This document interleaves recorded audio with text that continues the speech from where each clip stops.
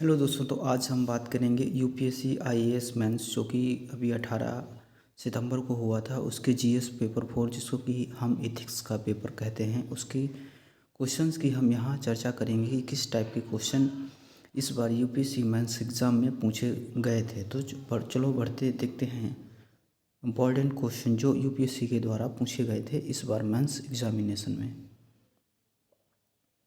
जहाँ तक है, आप पहला क्वेश्चन देख सकते हैं जो कि 150 वर्ड्स में आपको लिखना है। ओके, तो है बुद्धिमानी में निहित है कि उसका ध्यान रखा जाए और क्या अनदेखा किया जाए। नौकरशाही में अपने सामने के मुख्य मुद्दों को अनदेखा करते हुए परिधि में लीन रहने वाले अधिकारी दुर्लभ नहीं हैं।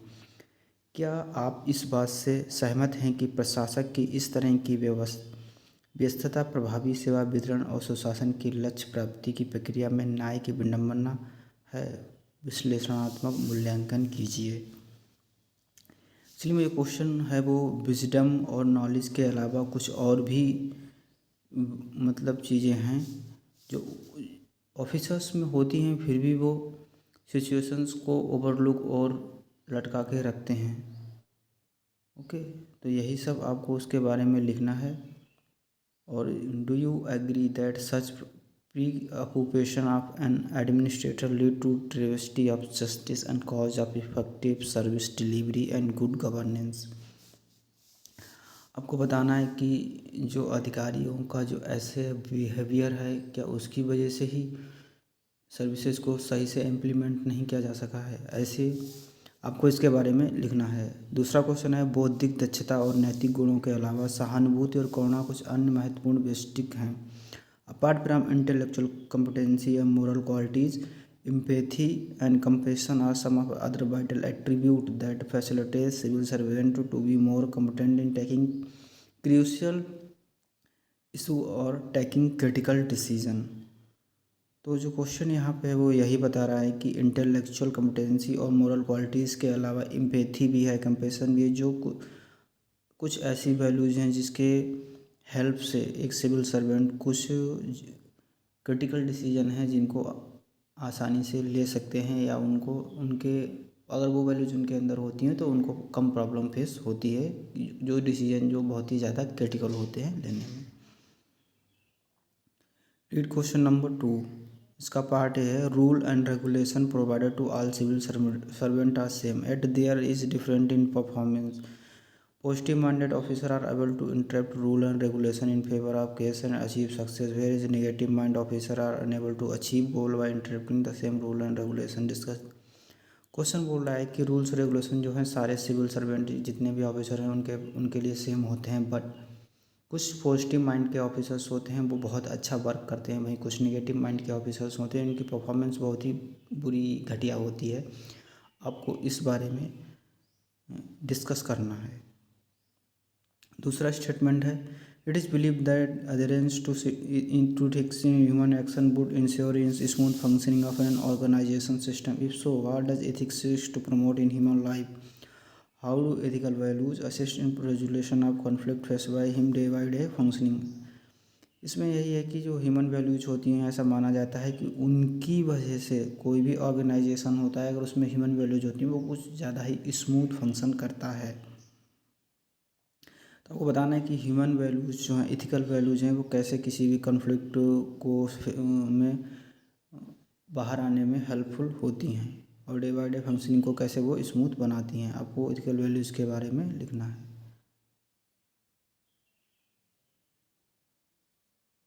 और अगला क्वेश्चन है what does each of the following quotations mean? यहाँ पे कुछ स्टेटमेंट और क्यूटेशन दिए गए हैं कुछ फेमस पर्सनालिटीज़ के, जैसे ethics is knowing the difference between what you have the right to do and what is right to do. ये है पोर्टर स्टूवर्ट का स्टेटमेंट है। इसके मीनिंग आपको समझ के इसके बारे में 150 वर्ड्स में कुछ लिखना है, यानी उनका कहना है कि what you have the right to do and what is right, इनका इसका मतलब है कि आपके पास क्या करने कुछ करने का राइट है, बट क्या वो राइट सही है या वो करना सही है, इनका मतलब यही है।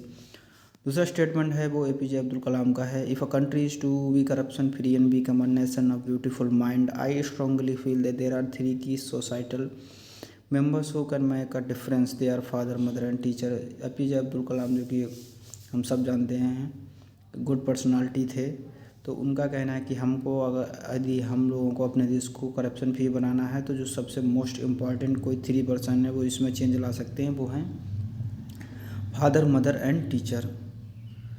और थर्ड स्टेटमेंट है जज your success by what you have to give an up in order to get it, by Dalai Lama. तो इनका कहना है कि आप अपनी सक्सेस प्राप्ति के लिए आप क्या बलिदान करते हो, यही मैटर करता है।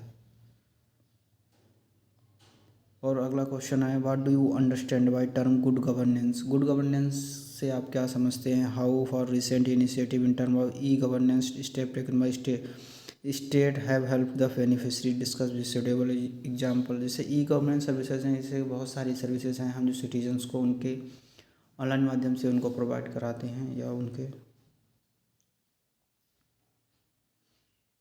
डोर स्टेप डिलीवरी प्रोवाइड उनको कराते हैं बहुत सारी चीज़ों को। तो इसी के बारे में आपको लिखना है। Online methodology is being used for day to day meeting, institutional approval in administration and teaching and learning in education sector to extend. आपको इसके बारे में लिखना है, पढ़ के आप समझें, लिखे। बहुत बड़े बड़े क्वेश्चन है भाई।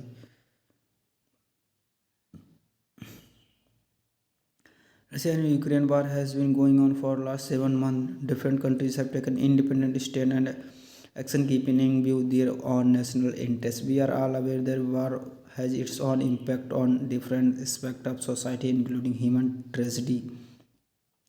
What are those ethical issues that are crucial to be considered while launching the war and its continuation so far illustrated? इनका मतलब यही है कि रशिया और यूक्रेन का वार बहुत दिनों से चल रहा है, पर वार के कुछ अपने ही नेगेटिव इम्पैक्ट होते हैं सोसाइटी पे, ह्यूमनिटी पे। तो जो वार ज़्यादा लंबे चलते हैं उनके सोसाइटी पे बहुत ज़्यादा, ह्यूमनिटी पे बुरे इफ़ेक्ट होते हैं। तो इसी के इस स्टेटमेंट को आपको जस्टिफाई करना है कि वार इज राइट और नॉट, ऐसे सब कुछ टर्म दिए गए हैं। इनके ऊपर आपको 30 वर्ड लिखने हैं, जैसे constitutional, morality, conflict of interest, poverty in public life, challenge of digitisation, मतलब जो हम डिजिटलीकरण कर रहे हैं उसके बारे में आपको लिखना है। कर्तव्य निष्ठा, डिवोशन टू ड्यूटी।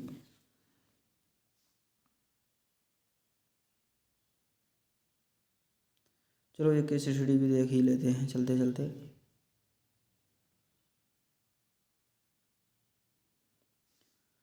जो कि ये प्रभात एक प्रतिष्ठित बहुराष्ट्रीय कंपनी स्टर्लिंग इलेक्ट्रिक लिमिटेड में उपाध्यक्ष के रूप में कार्यरत था, लेकिन फिलहाल कंपनी मुश्किल दौर से गुजर रही थी क्योंकि पिछली 2 तिमाहियों से बिक्री में लगातार गिरावट का रुख दिखाई पड़ रहा था। उसका डिवीजन जो अब कंपनी के वित्तीय स्वास्थ्य में एक प्रमुख राजस्व अंशदाता था, वो उनके लिए कुछ बड़े सरकारी ऑर्डर प्राप्त करने के लिए भरसक प्रयास कर रहा था, लेकिन उनके सर्वोत्तम प्रयासों को कोई सकारात्मक सफलता नहीं मिली।